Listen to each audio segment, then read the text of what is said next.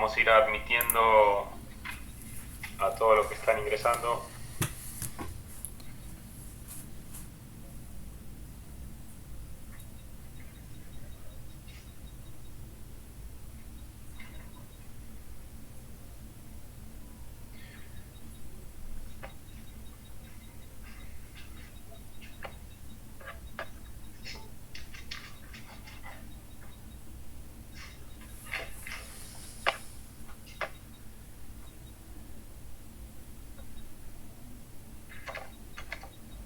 Buenas noches a todos.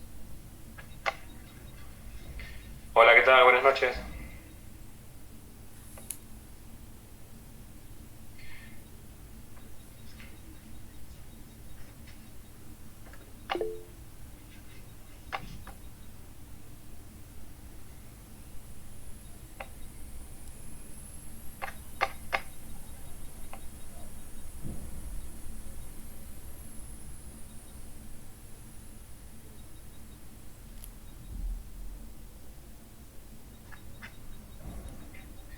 Mientras esperamos a ver si se conecta alguien más, un minuto, les voy a ir cargando al Moodle el, el material de lectura de las clases, así después ya no me olvido, así que ya se lo voy a ir subiendo.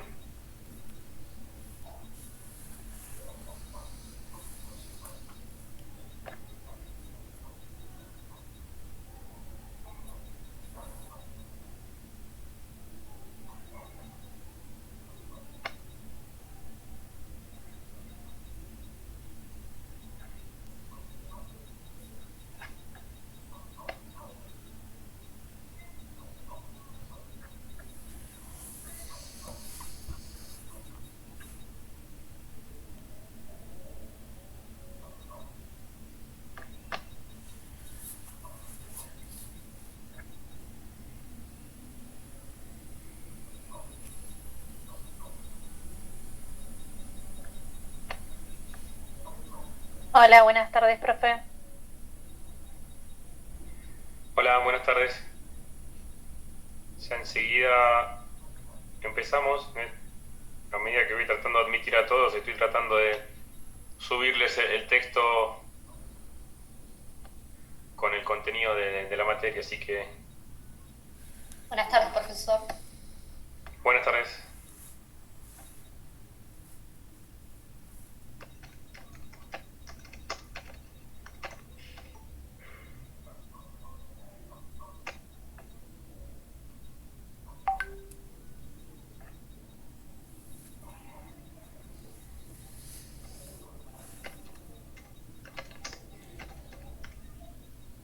Hola, buenas tardes. Tardes.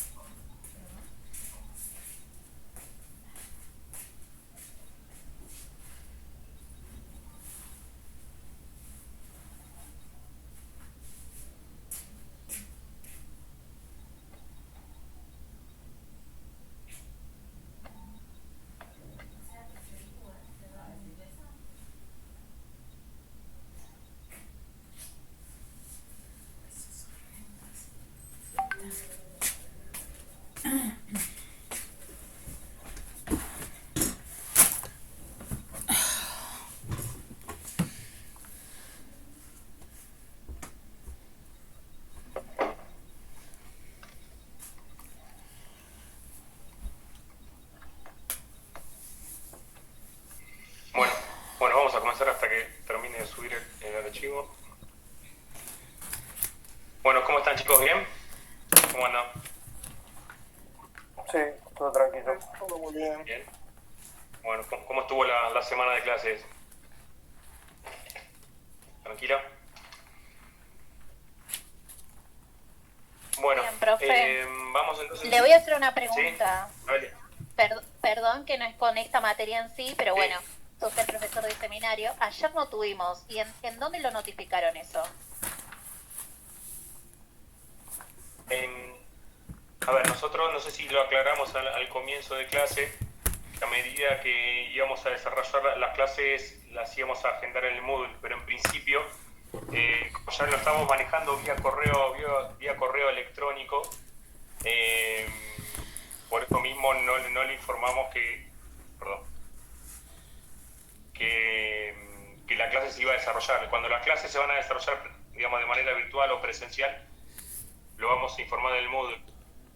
Igualmente, para evitar cualquier tipo de confusión, de ahora en más, lo vamos a comunicar en la plataforma para que todos estén al tanto. Pero, como habíamos hablado anteriormente, en principio en esta etapa nosotros nos estamos abocando a contestar las consultas y demás, nos estamos manejando por correo, entonces por eso en alguna semana quizás no tengamos la clase virtual, pero para evitar cualquier confusión o duda, quizás como para que quizás se conecten y por ahí no estamos, le vamos a informar ya semana a semana cuál va a ser la modalidad de las clases, ¿no?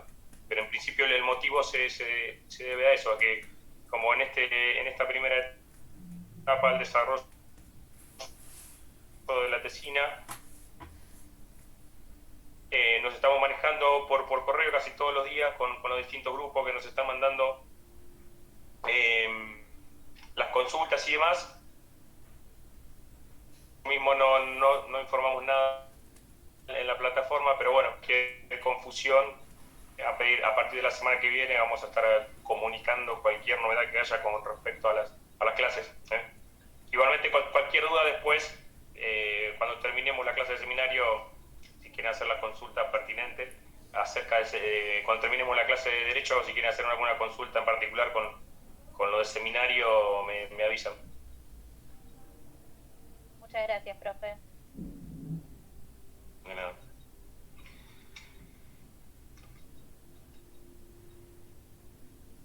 Bueno, chicos, nosotros vimos la clase pasada, llegamos hasta la organización administrativa, los principios de la organización administrativa, si no me equivoco. Para hacer un breve repaso, habíamos dicho que la organización administrativa tenía que ver con un conjunto de normas o procedimientos que van a regular cómo está organizada la administración pública en cuanto a los órganos y las competencias, atribución de funciones, y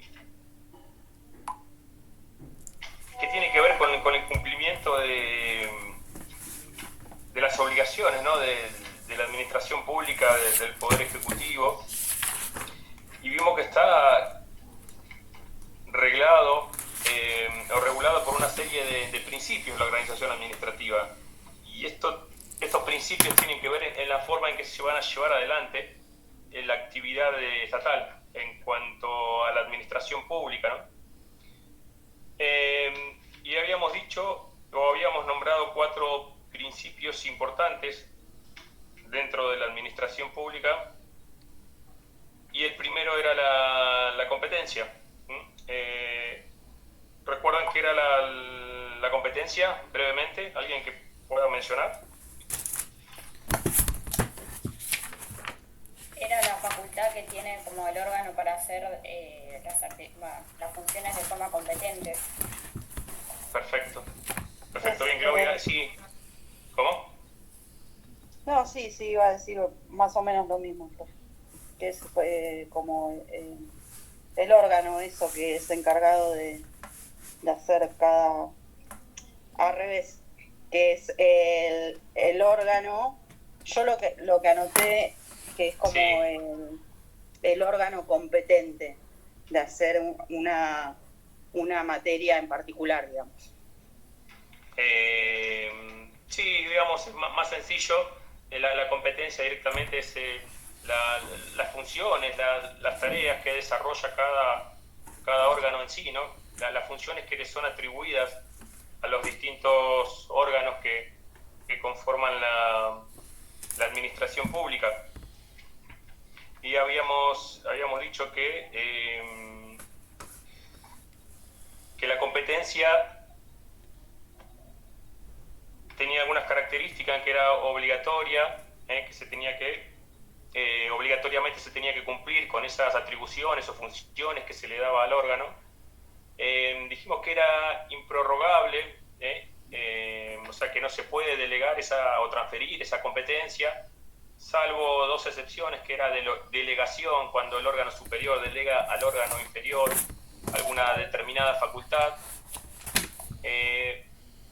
o la avocación, que es otra excepción, que es cuando el órgano superior toma una función que es del órgano inferior.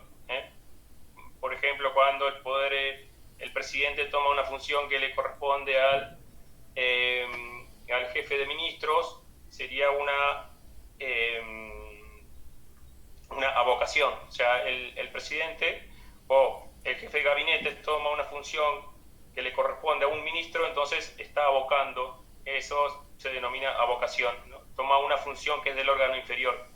Y la delegación dijimos que era lo contrario, cuando el órgano superior le delega a un inferior una función que le es propia. Entonces las características dijimos que era obligatorio, que era improrrogable, y otra característica es que surge desde una ley, ¿no? De una norma, las funciones, las distintas funciones que tienen los órganos administrativos. En este caso puede ser la Constitución Nacional, la Ley de Procedimientos Administrativos, es la que establece cuáles son en sí las funciones de los órganos. Después también hay una ley ministerial y demás. Entonces dijimos, los principios importantes de la organización administrativa era la competencia, la jerarquía, la jerarquía que implicaba esta relación de subordinación dentro de la administración pública, que habíamos mencionado que era la relación del órgano superior sobre el inferior, digamos, el poder de decisión que tiene el órgano superior sobre el órgano inferior, ¿no? De modificar sus actos, de dictar determinadas cuestiones que tienen que ver con la organización del órgano inferior. La jerarquía se traduce en eso, ¿no? En el poder que tiene el órgano superior sobre el inferior dentro de la estructura de la administración pública. Que habíamos hablado que era una estructura piramidal. No sé si se acuerdan que dijimos que en la cabeza de esa estructura estaba el presidente, el Poder Ejecutivo, y después todos los demás órganos estaban subordinados jerárquicamente, ¿no? El superior, el órgano que está por debajo está subordinado al órgano que está en el nivel superior. Y después nombramos la centralización y la descentralización. Y la centralización tenía que ver con esta forma piramidal de la administración pública, donde está centralizado las decisiones más importantes que se toman en la administración pública, está centralizado en la cima de esa pirámide que hablábamos, en la cima de la estructura, en cabeza del Poder Ejecutivo. Entonces la centralización tiene que ver con eso, ¿no? Con las decisiones más importantes que se toman en la administración pública, está en el órgano superior, y los órganos que están por debajo están subordinados a esa decisión y a ese órgano superior.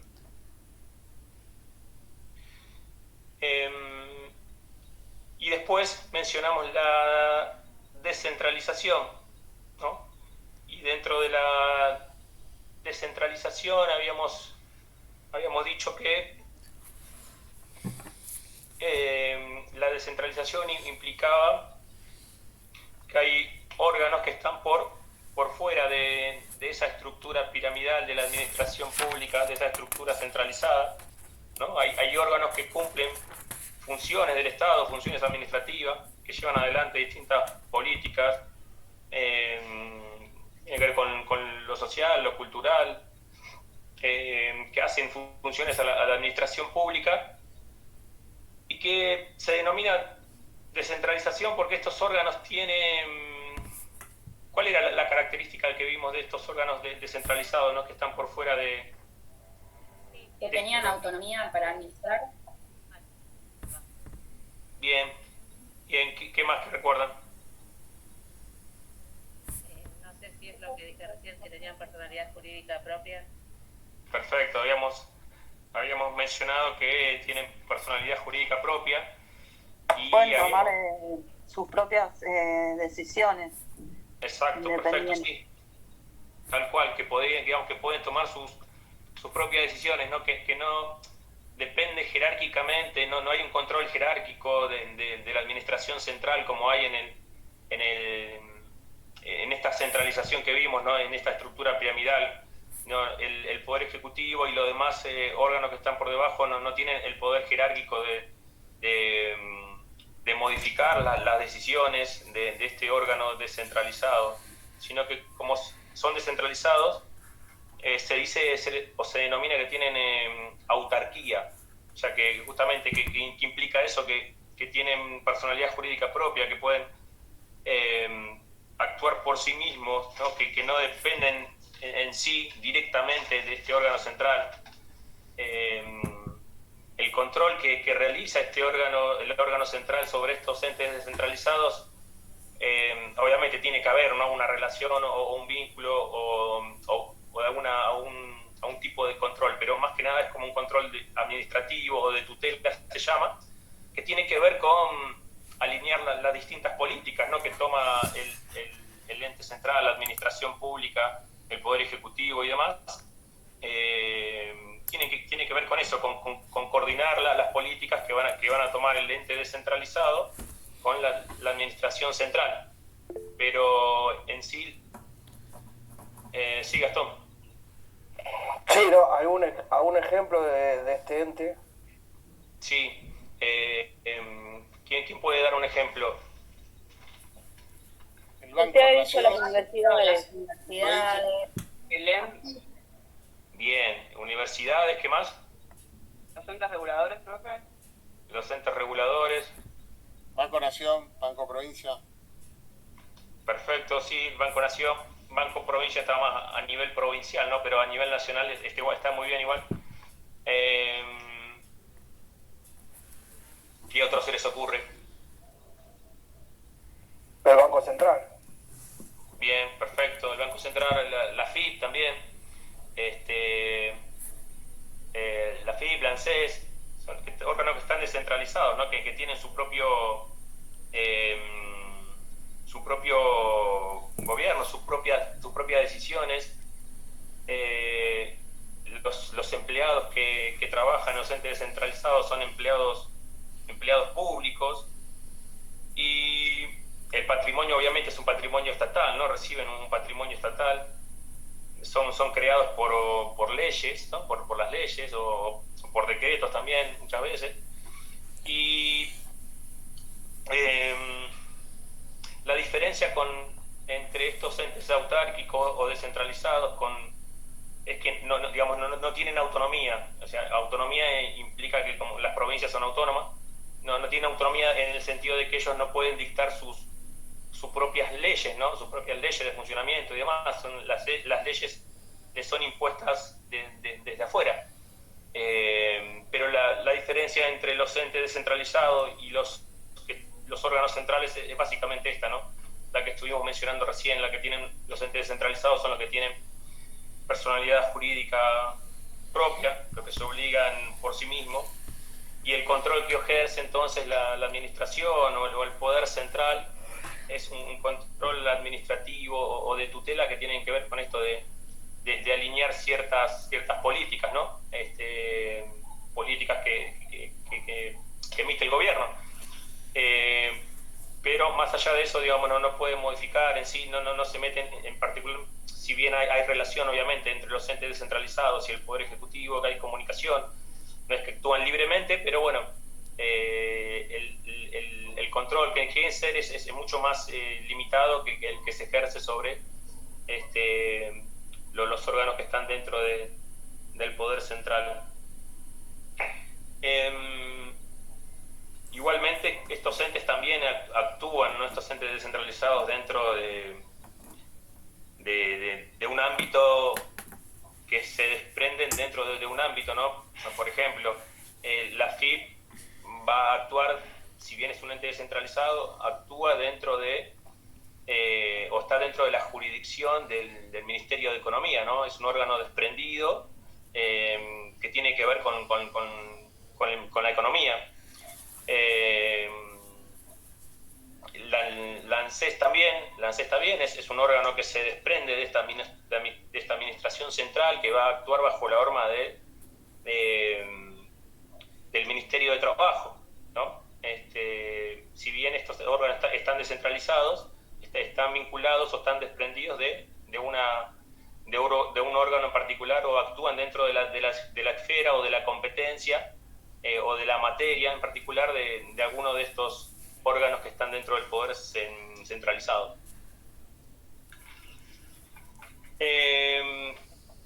O sea, de ninguna manera puede intervenir, digamos.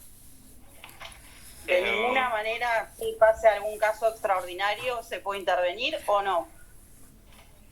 Sí, digamos, el poder central, el poder ejecutivo puede intervenir o modificar en cuestiones muy particulares y excepcionales, cuando, digamos, por cuestiones que tienen que ver con la prevalencia del bien común, ¿no? Por ahí cuando una medida o una decisión que afecta a las personas, el Poder Ejecutivo puede intervenir siempre justificadamente, ¿no? Y prevaleciendo el interés general sobre el interés particular. Sí. Si hay alguna medida en particular de estos entes que va a afectar a la población, digamos, el Poder Ejecutivo puede intervenir rechazando, modificando esa decisión que por ahí tome este órgano descentralizado, ¿no?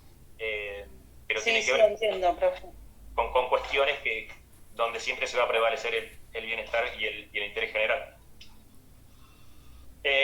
Gracias. No, y creo que llegamos hasta ahí, ¿no? Sí. Sí, hasta ahí llegamos. Sí, sí. Bueno. Después vamos a hablar respecto a los órganos. Digamos, los órganos son aquellos, son los que llevan adelante las actividades y las funciones del Estado, ¿no? Dijimos que el órgano estatal no es lo mismo que el ente, ¿no? Que el ente descentralizado. Estas entidades descentralizadas son entes, y la diferencia entre el órgano y el ente es que el ente tienen esta personalidad jurídica propia, ¿no? El ente administrativo, el ente descentralizado, esto que estamos haciendo referencia recién, tienen estas facultades en particular que mencionábamos, ¿no? Que pueden obligarse por sí mismos, ¿no? Que pueden tomar sus propias decisiones, administrarse.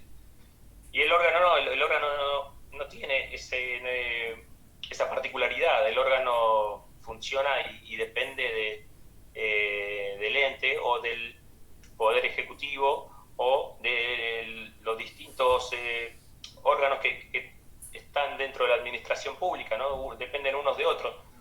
Pero... ¿Te hago una pregunta? El órgano puede ser un ministerio, por ejemplo. Claro, perfecto, sí, tal cual.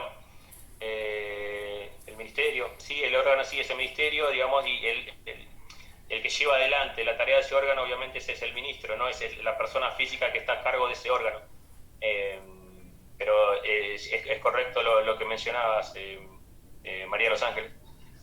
El jefe de ministro, los ministros, la secretaría, las direcciones, todo lo que está conformado dentro la estructura esta central de la administración pública, son todos órganos. El ente es el que tiene la administración que se puede gobernar por sí mismo, y aún dentro de estos entes descentralizados también hay órganos que cumplen funciones, ¿no? Las personas que actúan en particular dentro que actúa particular dentro de este ente, también pueden denominarse órganos. Bueno, entonces los órganos quizás más importantes que podamos encontrar dentro de la administración pública, como mencionábamos, está el Poder Ejecutivo. El Poder Ejecutivo es un órgano unipersonal, ¿no? Que está... espérenme un segundito que se me está terminando la batería de la computadora, así que voy a conectar el cargador. Aguárdenme un segundito.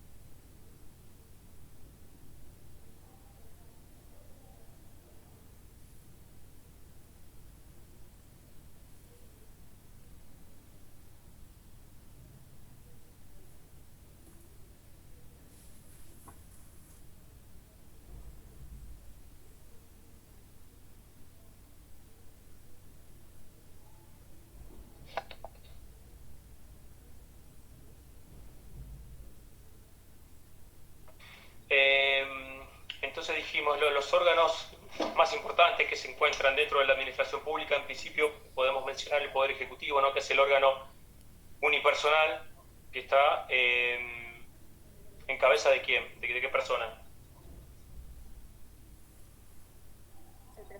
El Poder Ejecutivo es el presidente. Bien, perfecto.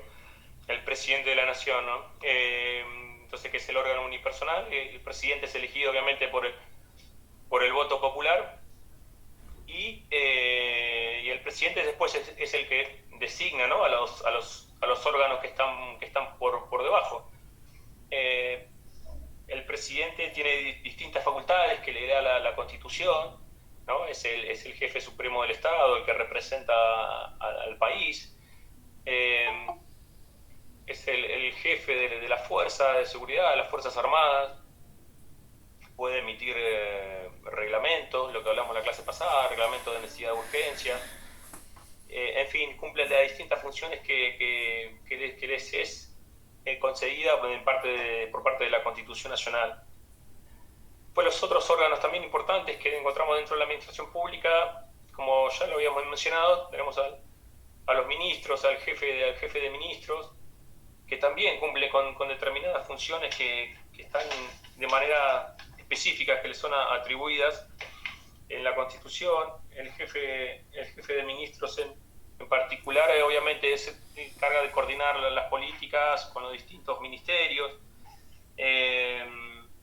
de refrendar, digamos, de firmar los decretos que emite el presidente, preside las reuniones del Congreso.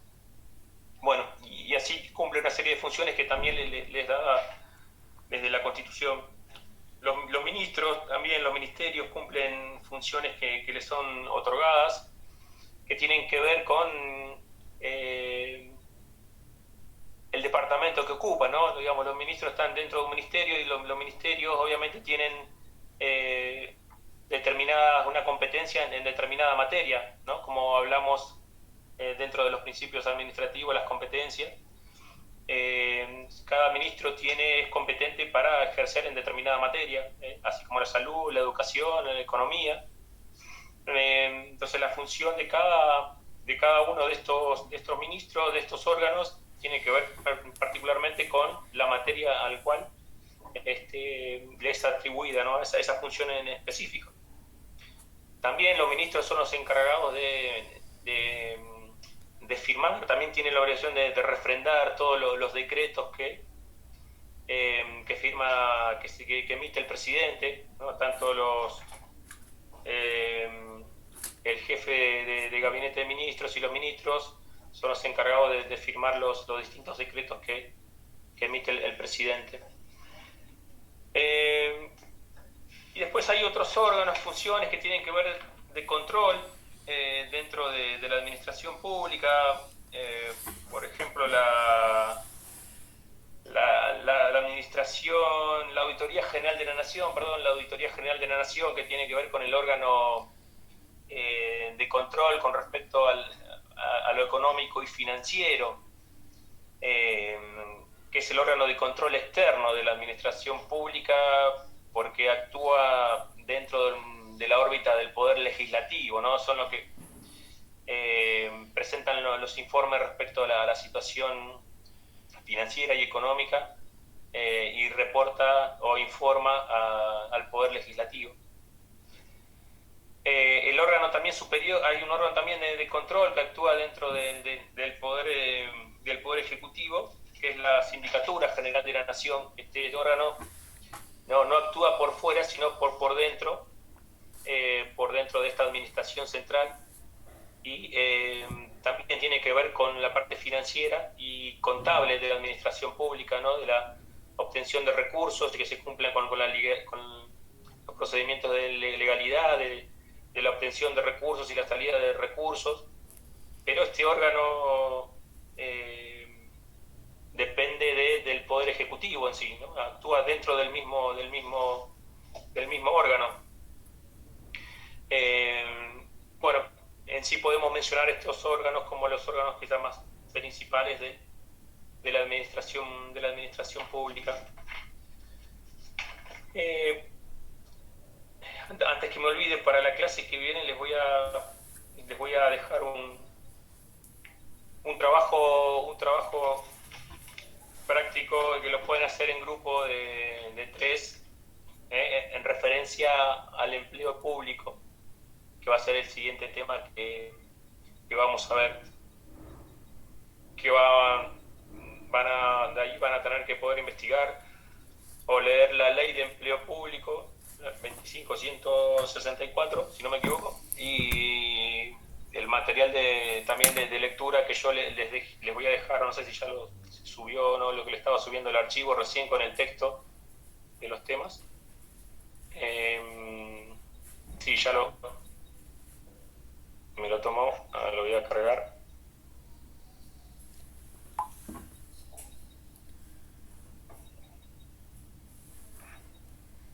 Ahí está, dentro del tema 1 tienen el material de lectura de todos los temas que vamos a ir desarrollando en el transcurso de la clase, como les mencioné la semana pasada. Cada capítulo va a estar dentro de ese texto. Bueno, básicamente el trabajo después se los voy a cargar en la plataforma, pero que tiene que ver con determinar cuáles son los requisitos del ingreso del empleado público, las obligaciones, los impedimentos,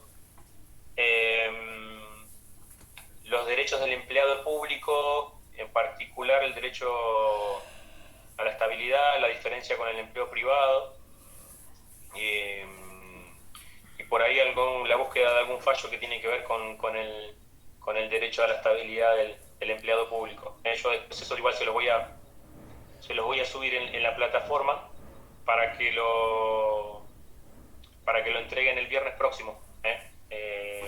Tendrían que trabajar en grupos de 3. Así que antes del viernes próximo, o más tardar la fecha próxima, que es el viernes, tienen que cargar la tarea. Bueno, chicos, vamos a dejar acá porque la verdad que no me siento muy bien, estoy con un poco de fiebre y vamos a dejar acá y continuamos la clase que viene con el tema de empleo público, y vamos a ver el trabajo en particular que ustedes van a tener que entregar, y lo vamos a hablar en clase. Así que nos volveremos a ver la semana próxima. Si en particular hay alguien que quiere hacer alguna pregunta del seminario, 5 minutos, no me puedo quedar como para poder consultarles. Profe, perdón, había dicho el órgano de la Auditoría General de la Nación, y el otro, ¿cuál era? Dije la sindicatura sindicaturas que no tenés. Gracias. Profe, Igual, yo me retiro. Buenas noches a bueno, todos. claro, esto que hablamos está dentro del texto, ya le digo el capítulo.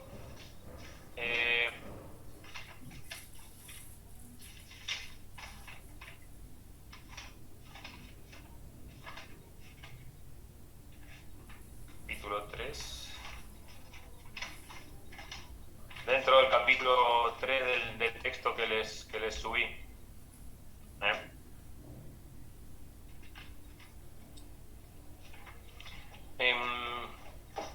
Bueno, chicos, si alguien quiere hacer una consulta respecto del seminario, nada, nos podemos quedar 5 minutos y si no el resto nos vemos la clase que viene, de la próxima semana. Buenas noches. Dale, profe, buen fin. Buenas noches. Espero que se- Igualmente, buen fin de semana. Está hecho pija el profesor.